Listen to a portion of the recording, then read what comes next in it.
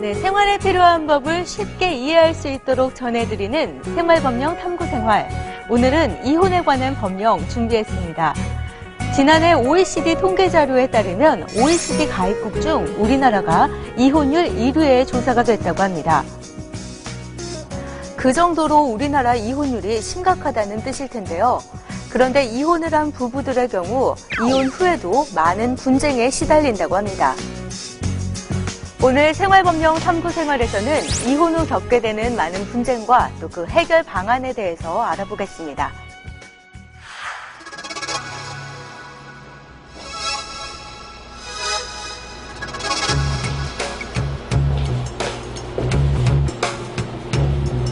왔어? 늦어서 미안해. 차가 좀 막혀서. 아니야. 뭐 마실래? 아니야, 됐어. 할 말만 하고 갈게. 애들은 잘 지내? 애들이 궁금하기는 해? 그런 사람이 양육비를 몇 달째 밀려? 주기로 양육비랑 위자료 대체 언제 줄 건데? 그게 회사가 요즘 좀 어려워서 다음 달에 보내줄게. 다음 달. 그 말만 벌써 3달째야. 당신 회사 어려운 건 당신 사정이고. 왜? 새로운 가족들 먹여 살리느라 바쁜가 보지? 그런 말이 어딨어. 그런 거 아니야. 다음 달에 보내줄게. 안 되겠어. 만약 다음 달에도 돈 안 들어오면 당신 재산 강제 집행 신청하는 거야. 그렇게 알아? 내가 당신한테 돈 빌린 것도 아니고 위자료랑 양육비 좀 밀렸다고 재산을 강제 집행해? 야, 막말로 애 나 혼자 낳았어? 너 진짜 너무한다. 뭐? 내가 너무해? 알았어. 알았다고. 다음 달에 지난 2달치까지 같이 보내줄게. 보내준다고. 그럼 됐어? 알았어. 그렇게 알고 오늘은 그만 일어날게. 만약 다음 달에도 돈 안 들어오면 정말로 강제 집행 신청할 거니까 그렇게 알아.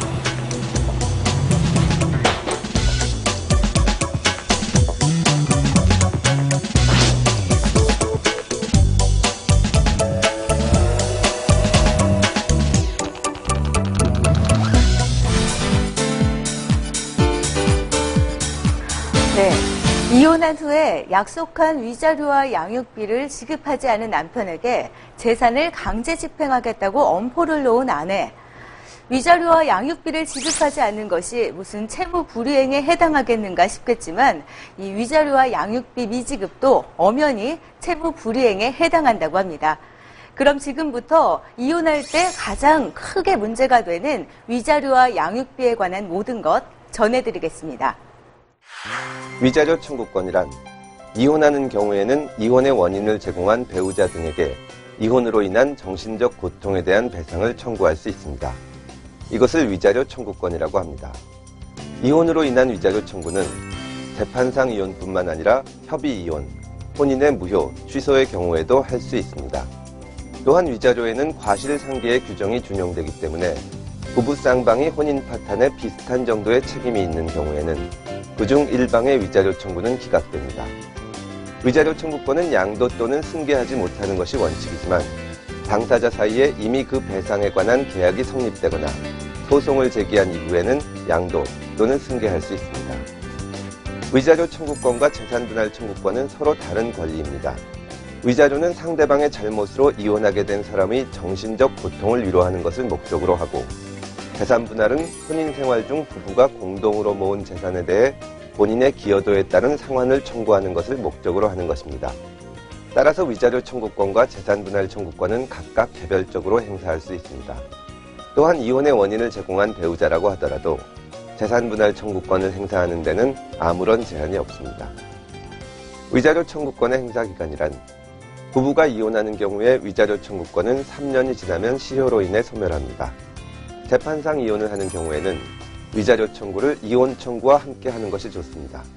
그렇게 되면 위자료 청구권의 행사 기간이 경과할 우려가 거의 없기 때문입니다. 그러나 협의 이혼을 하는 경우에는 위자료에 대한 합의가 되지 않은 채 이혼하는 경우가 종종 있습니다. 이런 경우에는 이혼한 날로부터 3년 이내에 위자료 청구권을 행사해야만 위자료를 받을 수 있습니다. 위자료는 이혼의 원인을 제공한 사람에게 청구할 수 있습니다.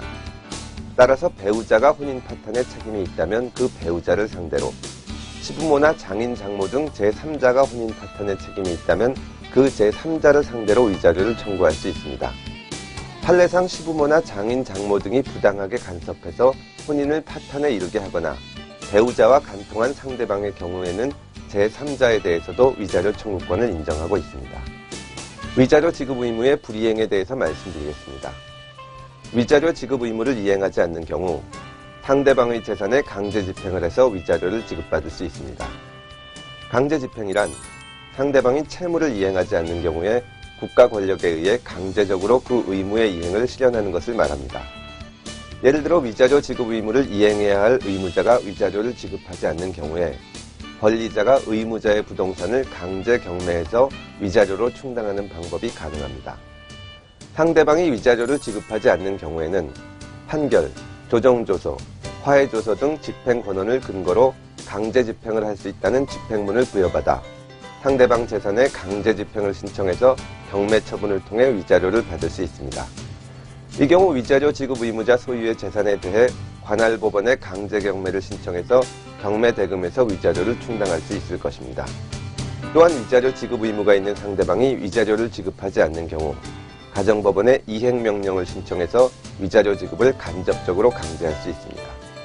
이행명령이란 가정법원의 판결, 심판, 조정조서, 조정에 가름하는 결정 또는 양육비 부담조서에 따라 금전의 지급 등 재산상의 의무, 유아의 인도 의무 또는 자녀와의 면접 교섭 허용 의무를 이행해야 할 의무자가 정당한 이유 없이 그 의무를 이행하지 않을 때 당사자의 신청에 의해 가정법원이 일정한 기간 내에 그 의무를 이행할 것을 명하는 것을 말합니다.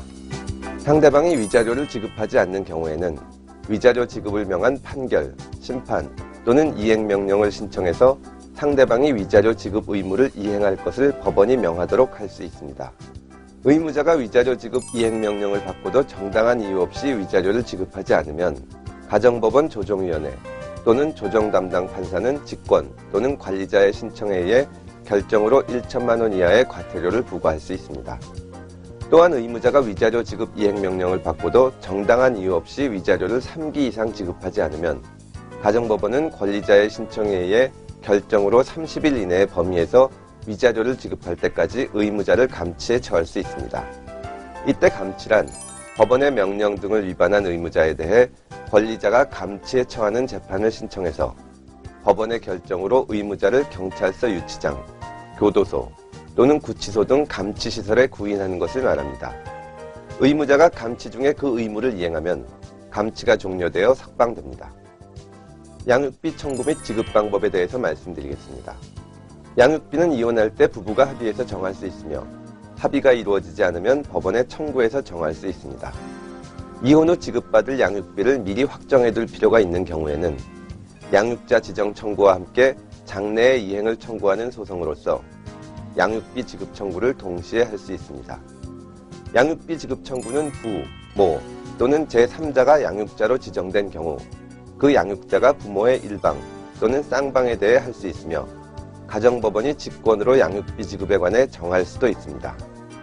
가정법원은 양육비 청구 사건을 위해 특히 필요하다고 인정하는 때에는 직권 또는 당사자의 신청에 의해 당사자에게 재산 상태를 명시한 재산 목록을 제출하도록 명할 수 있습니다.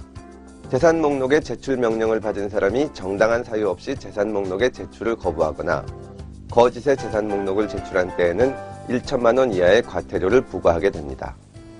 가정법원은 재산 명시 절차에 따라 제출된 재산 목록만으로는 양육비 청구 사건의 해결이 곤란하다고 인정할 경우에 직권 또는 당사자의 신청에 의해 개인의 재산 및 신용에 관한 전산망을 관리하는 공공기관, 금융기관, 단체 등의 당사자 명의의 재산에 관해 조회할 수 있습니다. 이때 조회를 받은 기관, 단체의 장이 정당한 사유 없이 거짓 자료를 제출하거나 자료의 제출을 거부한 때에는 1천만 원 이하의 과태료를 부과하게 됩니다. 양육비를 지급하는 방법과 형식에는 제한이 없습니다. 따라서 일시의 정액으로 지급받을 수도 있고 분할해서 받을 수도 있습니다. 또한 금전으로 받을 수도 있고 부동산 등 실물로 받을 수도 있습니다. 양육비에 관한 사항을 정한 후 사정이 변경된 경우에는 당사자가 합의해서 양육비를 변경할 수 있고, 합의가 이루어지지 않으면 법원에 심판을 청구해서 양육비를 변경할 수 있습니다. 양육비 부담자가 실직, 파산, 부도나 그 밖의 사정 등으로 경제 사정이 악화된 경우에는 양육비의 감액을 청구할 수 있습니다.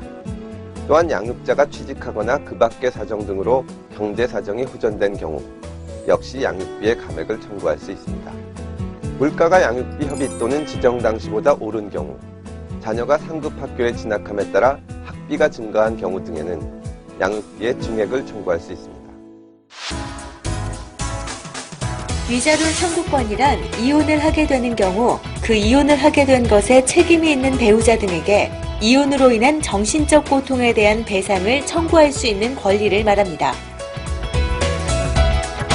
이혼으로 인한 위자료 청구는 재판상의 이혼뿐만 아니라 협의 이혼, 혼인의 무효 및 취소의 경우에도 청구할 수가 있습니다. 만약 부부가 서로 혼인 파탄에 영향을 주었다면 그 경우에는 한 사람의 위자료 청구는 기각될 수가 있습니다. 또한 위자료 청구권은 양도 및 승계하지 못하는 것이 원칙이지만 당사자 사이에 이미 그 배상에 관한 계약이 성립되었거나 소송을 제기한 이후에는 양도 및 승계가 가능합니다. 이혼에 있어서 위자료와 재산 분할은 엄연히 그 목적이 다른데요. 위자료는 상대방의 잘못으로 이혼을 하게 된 사람의 정신적 고통을 위로하는 것을 목적으로 하고 있으며, 재산 분할의 경우 혼인 생활 중 부부가 공동으로 모은 재산에 대해 본인의 기여도만큼 상환을 청구하는 것을 목적으로 하고 있습니다. 그렇기 때문에 위자료 청구권과 재산 분할 청구권은 각각 개별적으로 행사할 수 있습니다. 일반적으로 재판상 이혼의 경우 위자료 청구권의 행사 기간이 경과할 우려는 거의 없습니다. 하지만 협의 이혼의 경우 위자료 협의가 이루어지지 않을 때가 종종 있는데요. 이런 경우에는 이혼한 날로부터 3년 이내에 위자료 청구권을 행사해야만 위자료를 받을 수가 있습니다. 위자료는 이혼의 원인을 제공한 사람에게 청구할 수가 있는데요. 따라서 배우자가 혼인 파탄에 책임이 있다면 그 배우자를 상대로, 시부모나 장인 장모 등 제3자가 혼인 파탄에 책임이 있다면 그 제3자를 상대로 위자료를 청구할 수가 있습니다. 상대방이 위자료 지급 의무를 이행하지 않을 경우 두 가지 방법으로 위자료를 받아낼 수가 있는데요. 첫 번째가 바로 강제집행입니다. 강제집행이란 상대방이 채무를 이행하지 않을 경우 국가 권력에 의해 강제적으로 그 의무를 이행하도록 하는 것으로, 위자료 지급 의무자가 위자료를 지급하지 않는 경우 의무자 소유의 부동산을 강제 경매 신청해 경매대금에서 위자료를 충당할 수가 있습니다.